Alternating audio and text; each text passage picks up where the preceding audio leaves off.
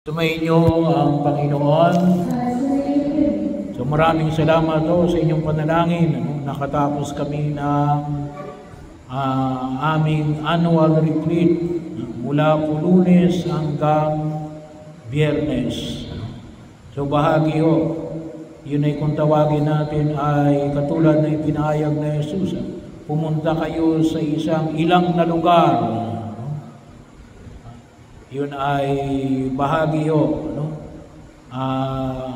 kung tawagin din ko minsan ay desert experience. Ilang na lugar para magnilay, magkaroon ng panahon sa sarili at sa Diyos. Kaya napakahalaga po yung annual retreat na ginagawa ng mga pari.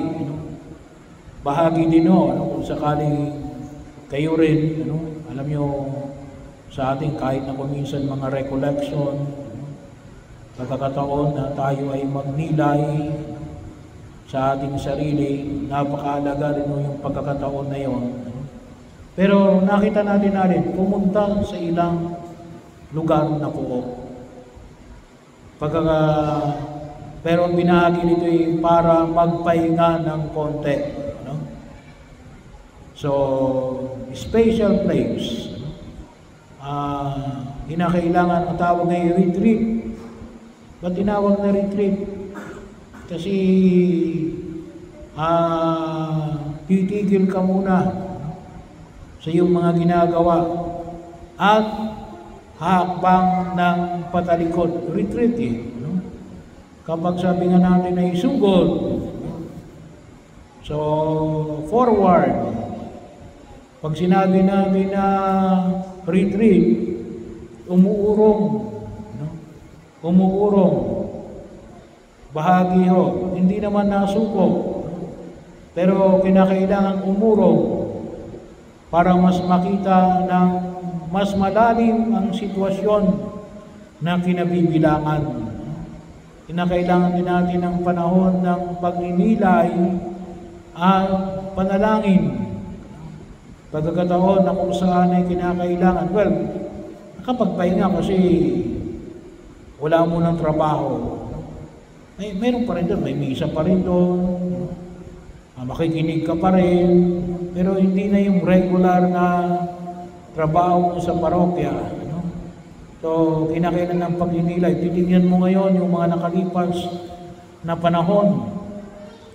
Kung tayo bagay umuunlad o nalulugi.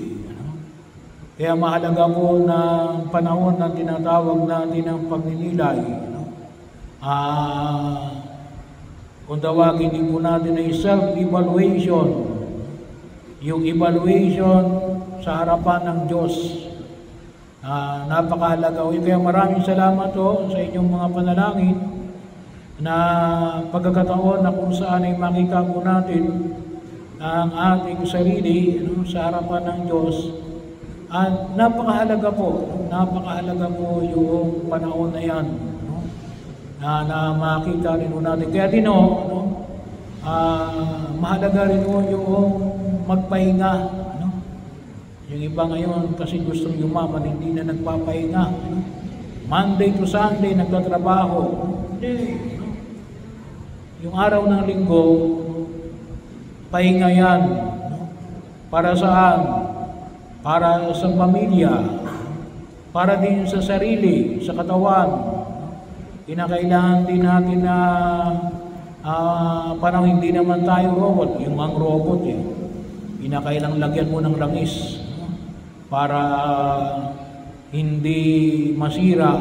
Kinakailangan mo ng check-up kahit na yan ay robot. Ay tao pa kaya?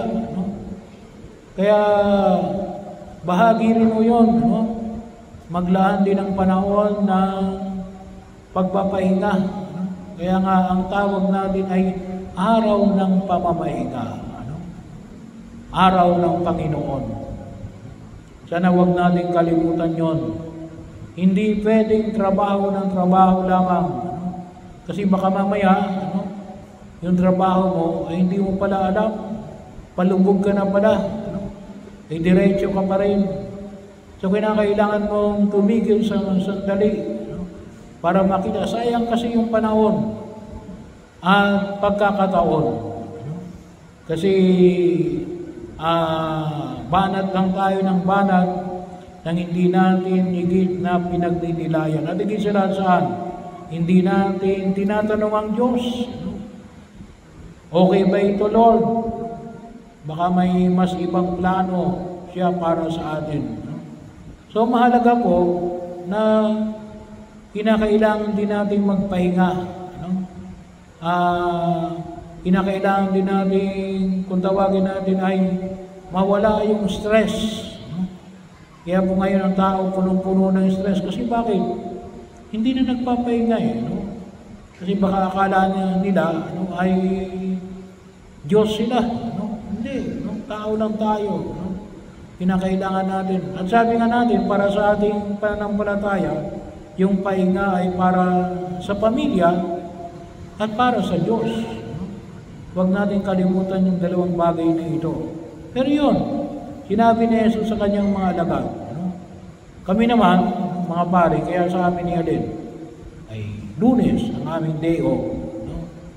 So, sana po do not expect us na ang mga pare ay kinakailangan din ako kasi na Alin, magpahinga.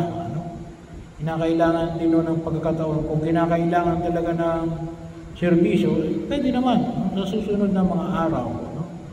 Kaya dapat din ninyong malaman na pag-Lunes o day off ng pare, irespeto natin yung kasi napakahalaga rin na makita natin yung kahalagahan ng pahinga. So yun po yung una. Pangalawa, ay para silang mga tupang walang pastol. Yung kalimitang sinasabi ko nga na kulang na kulang tayo sa mga pastol. Kaya sa mga nakalipas na araw, lalo na nung nakaraang linggo, ating pinagninilayan na kinakailangan natin ng mga pastol. Na kinakailangan natin ng mga pare, kinakailangan natin ng mga leader, kinakailangan natin na may katulong ang mga pare sa pagkilos. So, kaya ako nag-create tayo ng mga grupo para tulungan nyo yung pura. So, nagpapasalamat ako doon sa mga naglilingkod sa simbahan, sa inyong pagtulong. Napakahalaga po na makita natin na Alin, para may isa katuparan natin yung ating mga programa at mga proyekto. Kinakailangan din natin ng mga lay leaders. Kaya huwag kayong mahiya na tumugon sa paanyaya ng may kapal at kung sa tingin ninyo higit kayong makatutulong sa paglilingkod para sa pagpapalaganap ng mabuting balita ng pagliligtas ng Diyos. Kinakailangan din natin ng stability. Hindi yung, kuminsan kasi mayroong gustong maglingkod, kaya lang ay depende na lang sa mood. Sana po lagpasan natin yon na yung paglilingkod ay Alin, ay maging constant. Ibig sabihin palaging tumutugon, sabagat marami tayong pwedeng isa katuparan, kaya lang kulang tayo ng mga maglilingkod, mga kung tawagin natin ay katuwang o katulong ng pari sa mga gawain na kinakailangan natin isa katuparan, lalong-lalo na kung lalo natin mapapalakas yung mga programa natin dito sa Galadan.